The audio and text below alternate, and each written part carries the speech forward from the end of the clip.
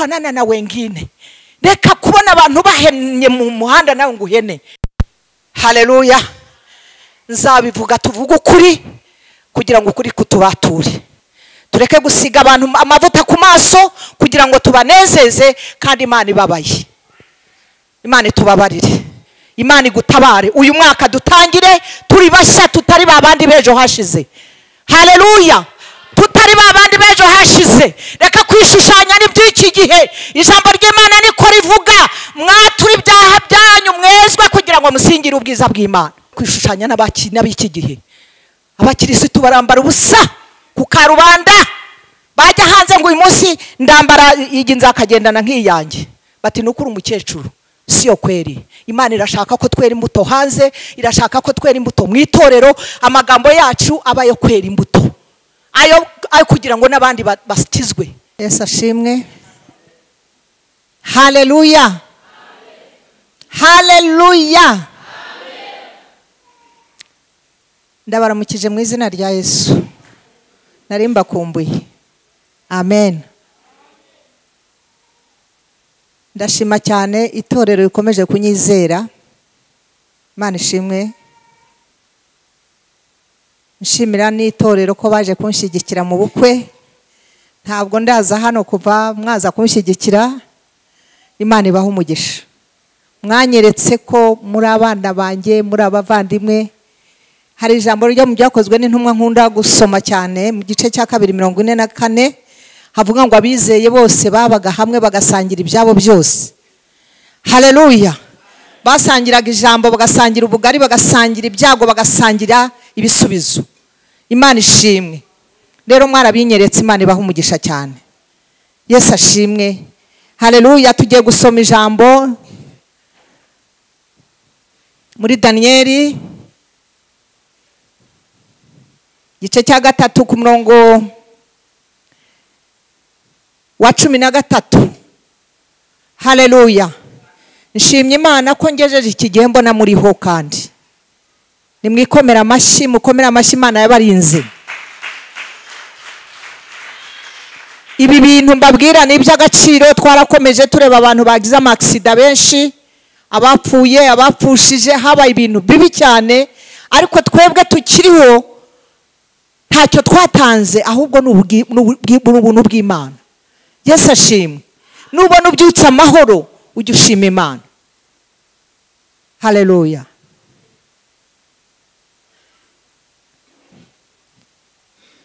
Kadusome haravuga ngo nuko umutwe w'amagambo uravuga ngo Shadraka na Meshake na Abedinego banga kuramya igishushanyo. Ngo nuko Nebukadinezari ararakara cyane ategeka ko bamuzanira Shadraka na Meshake na Abedinego, nuko babashyira umwami. Nebukadinezari arabakurubana aravuga ati, mbese Shadraka na Meshake na Abedinego nimwe mwabyitumye kudakorera Imana yanjye no kutaramya igishushanyo cy'izahabu nakoze.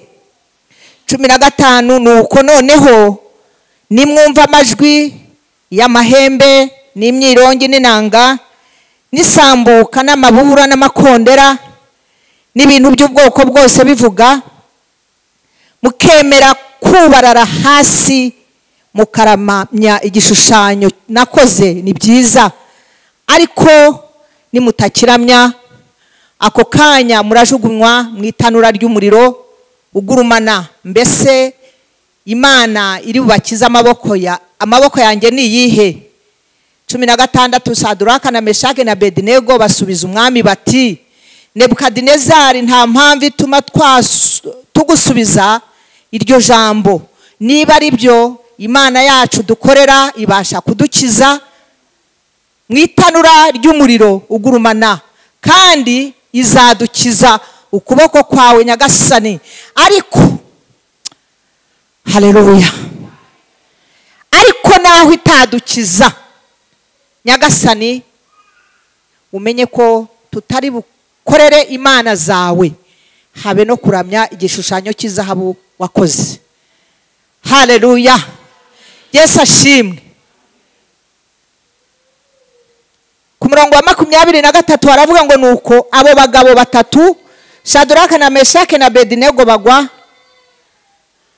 mu itanura ry'umuriro ugurumana hagati uko bakaboshywe. Uwo mwanya umwami Nebukadinezari aratangara, ahaguruka n'ingoga, abaza abajyanama bati harya ntitwajugunyemo mu muriro abantu 3 baboshywe? Baramusubiza bati ni koko nyagasani. Arababwira ati dore ndareba abantu 4 babohowe bagenda mu muriro hagati, kandi nta babohe,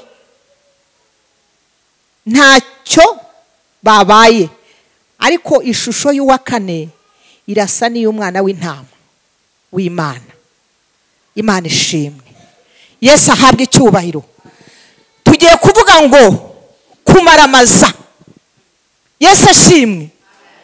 Bantu b'Imana, aba bahungu barashimishije cyane, baramaramaje bahara amagara yabo. Haleluya. Bahara amagara yabo, bemera Imana ishobora byose. Haleluya. Baravuga bati nimba Imana ishimwe, Imana dukorera ishobora kudukiza, ariko nubwo itadukiza nta mpamvu yo kumamira ibishushanyo byawe. Imana ihabwe icyubahiro. Kubera ko bamaramaje, Imana ibakiza mu itanura ryaka umuriro. Yesu ashimwe.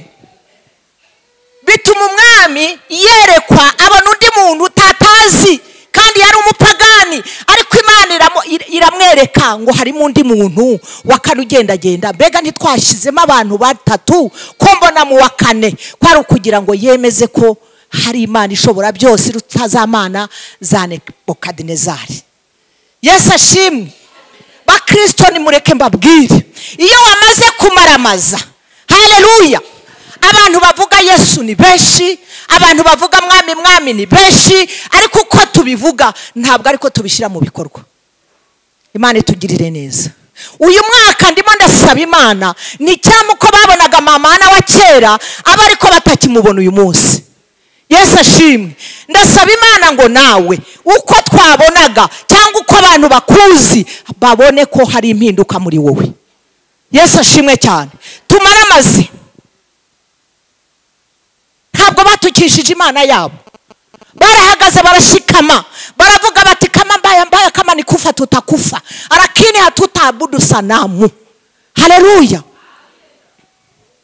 Uyu munsi imibereho iragukanga. Iyi munsi imibereho yamaze abantu, baragenda gusambana kugira ngo babone ibyo barya. Yo, Imana itubabarire. Barabeshya kugira ngo babone imibereho. Nimureke mbabwire ngo ubu butumwa ntibukigezweho. Jewe ndimo ndasoma kandi nta kizansubiza inyuma. Haleluya. Nzabivuga tuvuga ukuri kugira ngo ukuri kutubature. Tureke gusiga abantu amavuta ku maso kugira ngo tubanezeze, kandi Imana ibabaye. Imana itubabarire. Imana igutabare. Uyu mwaka dutangire turi bashya, tutari babandi bejo hashize. Haleluya. Tutari babandi bejo hashize. Reka kwishushanya n'iby'iki gihe. Ijambo ry'Imana niko rivuga, mwature ibyaha byanyu mwezwe kugira ngo musingire ubwiza bw'Imana. Yesu ashimwe. Urabona ibintu bihinduka hindana nabyo. Mwabantu mwe nimureke tubwizanye ukuri dukizwe neza. Yesu ashimwe. Ntabwo mushobora kwemera, nta nubwo munezerewe, ntazanye bisi, ntavuze indege, ntavuze visa, ntavuze iki, ariko ndababwiza ukuri nimureke duhinduke. Twegera Imana nayo izatwegera. Haleluya. Aba bahungu ngo baramaramaza bati Imana yacu dukorera ishobora kudukiza mu itanura ryaka umuriro, ariko nubwo itadukiza twakwemera tugapfa. Haleluya. Ariko tugahesha Imana yacu icyubahiro. Ese uyu munsi wakwemera ukayipfira? Haje ubwami buvuga ngo wemera gupfa ukihakana Kristo kubaho, cyangwa uremera gupfa? Wabikora? Wabikora? Hamutakubari. Kwishushanya n'abiki gihe. Abakirisitu barambara ubusa ku karubanda, bajya hanze ngo uyu munsi ndambara iyi nzakagendana nk'iyanjye. Bati nukuri umukecuru siyo kweri. Imana irashaka ko twera imbuto hanze, irashaka ko twera imbuto mu itorero, amagambo yacu abayo kwera imbuto ayo kugira ngo n'abandi basitizwe. Hari ijambo ejo bundi nasomye rirantangaza. Yesu aravuga ngo mwafashe imfunguzo ngo n'abashaka kwinjira ntibinjira, ntabwo binjira kuko murabakingirana. Imana ndayibwira ngo Mana mpa kwera imbuto kugira ngo mfungurire abandi. Reka ndangirize kuri iri jambo, iminota y'ikigena iragatsindwa, ariko ntacyo ndarangiriza muri Yohana igice cya 4. Yohana 4. Haleluya. Yohana 4. Nimureke duhinduke bantu b'Imana. Kuvuga mwami mwami ntibizatujyana mu bwami bw'Imana, kandi aho duharanira ntabwo ari aho Kigali, nta rugba ari ama etage turimo tureba. Urabona ama etage azamuka ugashaka gusa n'abandi, ugashaka kuyageraho kugira ngo umere nk'abandi, ariko Imana ntabwo ari cyo yagutoranyirije. Yagutoranyirije ngo ube umuntu w'Imana wuzuye. Ijambo ry'Imana rirambwira ngo mbese kwibasha kugirira abantu bose neza, n'abadasenga ibagirira neza, n'abapagani bagirira neza. Imana ikunda abantu bose, ariko imba yaragutoranyije. Gira icyo ukora mu gihe nk'iki, uhinduke kandi uhindure benshi. Yesu ashimwe. Kandangirize muri Yohana igice cya 4 kuri 23. Haravuga ngo ariko igihe kiraje ndetse kirasohoye ubwo abasenga by'ukuri basengera Data mu mwuka no mu kuri, kuko Data ashaka ko nabo aribo bamusenga. Ntabwo abavuga Data Data, ntabwo abavuga mwami mwami, ahubwo Imana irashaka basengera mu mwuka, Data mu mwuka no mu kuri. Yesu ashimwe cyane. Imana irashaka muri iki gihe, uyu mwaka utangire, ndakwifuriza ngo utangire uhinduke. Haleluya. Ibyo wavugaga wenyine uvuga ko nta ukumva, ubikureho ukora ibyo Imana ishaka. Yesu ashimwe. Ukora ibyo Imana ishaka. Haleluya. Imana ishimwe.